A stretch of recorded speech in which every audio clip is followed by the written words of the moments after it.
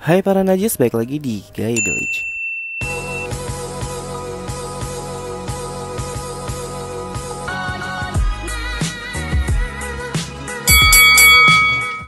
Hai, apa kabar semuanya? Semoga baik-baik aja.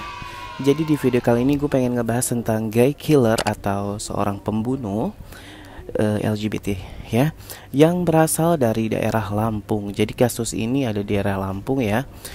Buat teman-teman yang pengen tahu ceritanya, langsung aja subscribe biar nggak ketinggalan berita-berita atau info lainnya, karena gue bakal ngebahas kasus-kasus yang menyangkut LGBT. Jadi buat teman-teman, kita simak aja yuk bareng-bareng.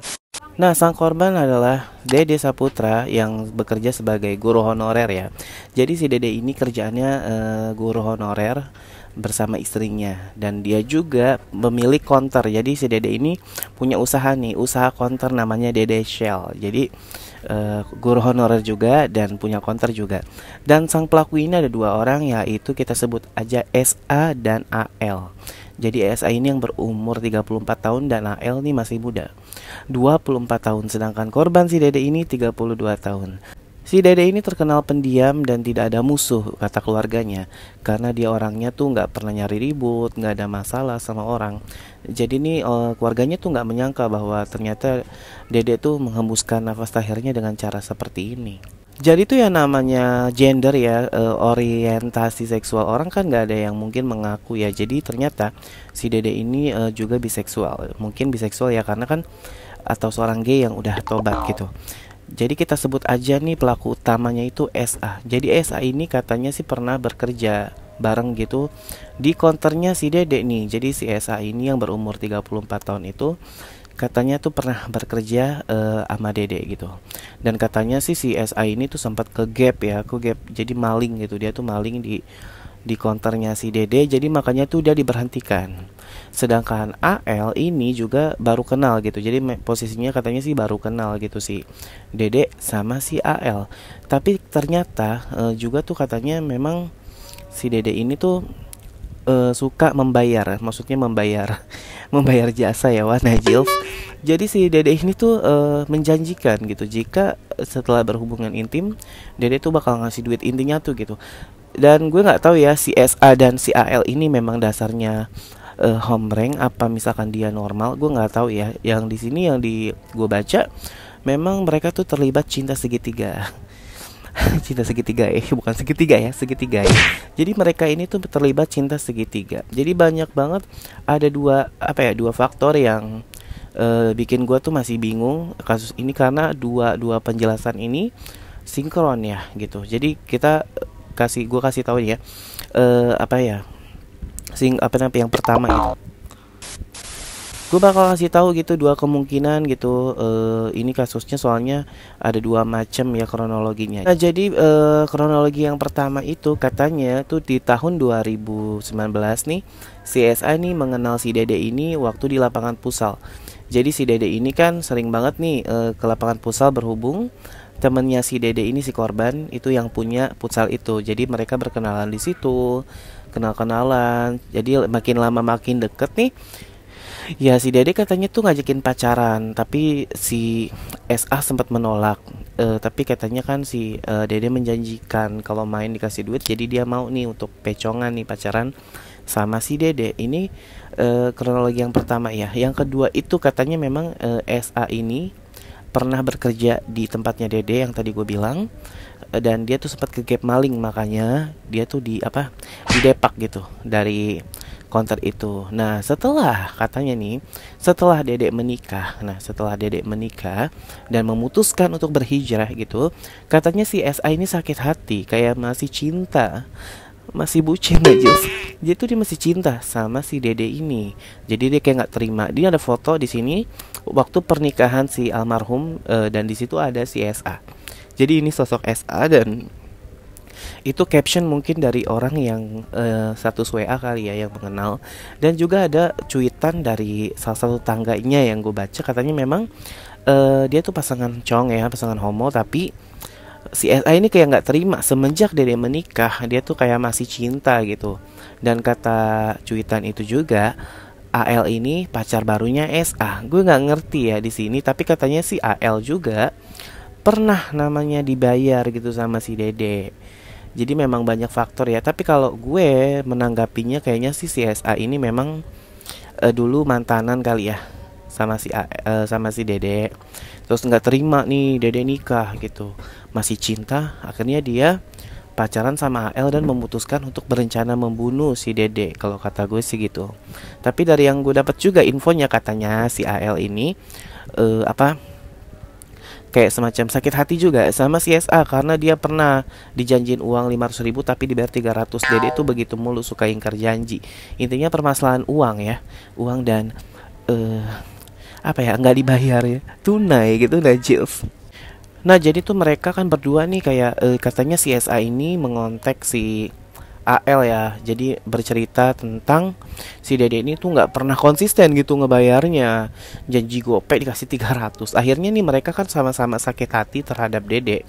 Jadi mereka memutuskan untuk melakukan perbuatan keji itu. Jadi katanya si SA ini ngontek AL. Nah AL ini dijemput nih sama si SA dan ditaruh di gubuk. Maksudnya disuruh ngumpet di gubuk. Sedangkan si SA ini menjemput si Dede itu. Nah setelah udah jadi SA nih pokpoy cuy ini wik will sama si almarhum. Nah setelah melakukan hubungan itu langsung tuh si SA menusuk si Dede sampai beberapa kali dan baru tuh nongol si AL dan dipukulin. Di situ kan langsung tewas. Jadi tuh si almarhum ini langsung tewas seketika di situ. Nah sebelumnya pada malam itu memang si Dede ini izin ke orang tuanya, katanya pengen keluar sebentar gitu dan akhirnya ya pikir orang tuanya mungkin ya udahlah dia nginep kali ya, nggak pulang-pulang tuh sampai malam. Sampai akhirnya besoknya tuh dapat berita bahwa Dede ditemukan dengan udah nggak bernyawa. Jadi sih katanya menurut pengakuan SA dan AL gitu memang si Dede ini sering banget ngajak perhubungan intim di dalam konternya gitu. Jadi mereka kalau week tuh di dalam konternya si Dede gitu. Itu gue mungkin kayaknya sebelum Dede nikah kali ya mereka melakukan hal itu dan mungkin kalau Dede nikah kan jarang kali ya buat week. Jadi mungkin gak ada pendapatan ya Najils, gak dapat pemasukan kan lumayan ya 300.000 gitu. Jadi mungkin seperti itu. Jadi setelah menikah akhirnya mereka mancing-mancing buat main tapi tetap aja dibayarnya kurang. Makanya mereka sakit hati mungkin ya. Nah mayat Dede ini ditemukan di dusun Pengejarah Pekon Tuhmemon, Kecamatan Pugung pada Senin 12 Juli 2021 pagi. Nah mereka tuh jadi jasadnya ini ditemuin ya sama Sutejo yaitu warga sana yang lagi pengen nyiram cabe. Tapi kok ada nih kayak jasad gitu di plastik. Ternyata itu adalah jasad Dede gitu. Dan langsung Sutejo ini melapor ke kepala dusun. Akhirnya mereka langsung melapor ke polisi. Saat dilakukan pemeriksaan nih, terdapat 22 luka tusukan di dada, 1 luka bacokan di kening sebelah kiri, luka lecet di bahu kiri dan juga luka sobek di tangan kiri. Jadi tuh memang ini sadis banget ya. Intinya memang karena uang dan karena cinta sesama jenis yang berujung tragis. Jadi memang apa-apa uang ya, karena uang. Kalau kata gue sih ini faktornya U ya. Jadi kayak dijanjiin ya jadi seperti inilah jadinya. Nah jadi setelah membunuh Dede ini tuh mereka berdua ini kan ngerampok tuh uang 1 juta dibagi 2 dan dia tuh membuang membuang barang buktinya gitu di sungai gitu. Mereka membuang barang buktinya itu ke sungai Samanda. Jadi mereka tuh ngebuang barang bukti dan mereka meninggalkan motornya itu di tepi jalan. Dan si SA dan AL ini ditangkapnya di beda tempat ya karena mereka tuh kayak mencar setelah membagi hasil dari pencurian dia juga. Ini termaksud pembunuhan dan pencurian ya karena memang mereka mengambil uang juga dan mereka saling ditangkap di tempat yang berbeda. Jadi mereka itu memang sempat lama ya persidangan atas kejadian ini karena memang keluarga sangat menuntut si korban ini agar menuntut si sang pelaku biar dihukum dengan seberat-beratnya. Dan di sini ada bukti rekonstruksi apa sih sebutannya tuh kalau olah TKP gitu ya yang memperagakan di gubuk saat mereka melakukan aksinya. Di sini ada fotonya, kalian bisa lihat. Jadi memang di situ mereka memancing korban ya untuk datang ke gubuk itu.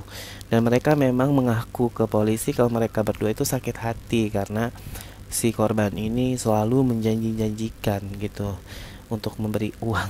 Dan di sini istrinya itu sempat kesel ya, dan istrinya itu datang bilang, demi anak saya, demi saya dan almarhum biar tenang, saya ingin sang pelaku dihukum seberat-beratnya. Aduh sedih juga ya ngelihat istrinya juga lagi hamil, posisinya itu 8 bulan. Gila banget, ditinggal suami posisi 8 bulan. Dan bagusnya istrinya nih kayak nggak membahas-bahas tentang penyimpangan sang suami ya. The best banget istrinya.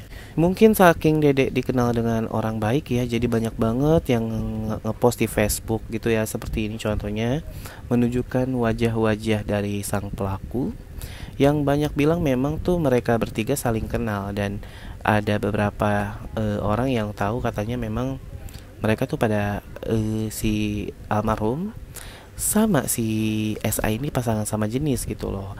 Mungkin ya mereka tutup kuping kali ya, nggak mungkin kan ngadu-ngadu ke keluarganya karena keluarganya tuh nggak tahu juga gitu kalau si dede tuh menyimpang gitu. Yang gue baca hukuman untuk mereka katanya sih seumur hidup ya, makanya keluarga tuh sangat puas atas keputusan polisi, sampai-sampai istrinya si dede ini memposting di Facebook tuh ucapan terima kasih kepada Polres Tanggamus Reskim.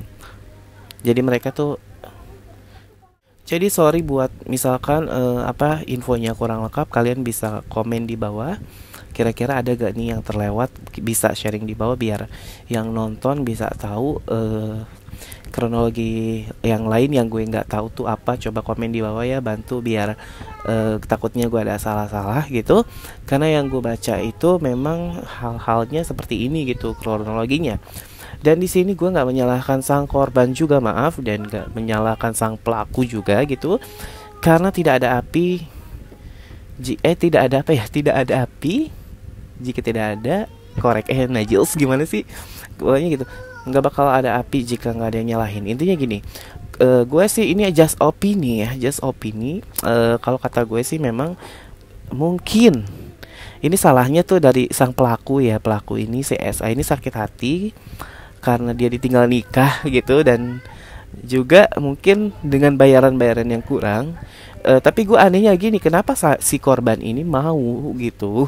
Kan dia udah punya bini, nih bininya lagi hamil, harusnya dia berhijrah, gak usah kontak-kontak sama mantannya itu yang busuk ya. Jadi kenapa harus ditemuin gitu loh? Maksud gue itu salahnya ya. Cuma gue nggak nyalahin, intinya cuma buat teman-teman, pesan gue yang masih maaf ya, kalian yang masih menjadi seorang LGBT atau gay, jangan pernah kalian tuh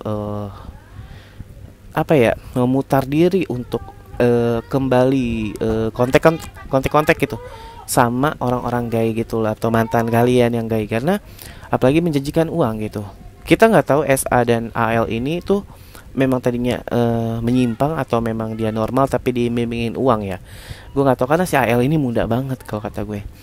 Jadi kayak orang kan sakit hati, karena sakit hati itu bisa membuat orang tuh nekat ya. Jadi maksud gue buat teman-teman yang kita ngambil hikmahnya aja ya, semoga nggak ada lagi kejadian seperti ini. Ini sama aja ngejelekin dunia pelangi ya. Jadi orang mikirnya orang-orang gay itu tuh keras, terus berani, nekat gitu. Jadi intinya tuh kalian misalkan udah hijrahlah gitu, jangan pernah kalian memutar diri untuk masih iseng-iseng gitu untuk menyicip-icip gitu ya, Najils, karena resikonya tuh besar. Seperti ini takutnya. Jadi jangan sampai ada kejadian seperti ini lagi. Dan misalkan bayarannya kurang, kalian cari aja bayarannya yang lebih gede gitu, Najils. Jangan sampai kayak pelaku ini ya yang nekat gitu. Sekarang aja open BO, Wak, ya ngapain lu masih ke mantan lu terus minta duit gitu. Apalagi kan si dede ini udah berhijrah, ngapain juga kalian deketin gitu loh. Udah tinggalin, cari dede yang lain maksud gue, biar kalian tuh nggak nekat kayak gini. Pokoknya semoga nggak ada kejadian kayak gini lagi. Sorry nggak nyalain siapa-siapa, gue cuma kasih pesan aja. Intinya bang, yang berhijrah kalau bisa udahlah tinggalin semuanya yang bersangkutan dengan mantan atau penyimpangan gitu. Jadi buat teman-teman, semoga bermanfaat. kisah ini buat kita bisa belajar agar berhati-hati dan tidak membuat orang sakit hati gitu. Jika gitu jangan lupa like, comment, dan subscribe. Bantu subscribe channel ini dan juga bantu follow Instagram gue di bawah biar gue semangat kontennya. Jadi mungkin ya ini juga kebetulan makasih banget itu ada yang komen kemarin itu suruh bahas konten ini, jadi gue bahas. Kebetulan gue nggak tahu kasus ini, jadi makasih banget ya buat yang udah komen. Nanti gue spill di sini namanya siapa. Jadi makasih banget kalian subscriber gue. Dukung channel ini dengan subscribe dan share ke teman-teman kalian biar kita saling kenal. Kalau gitu gue pamit undur diri. Salam najis.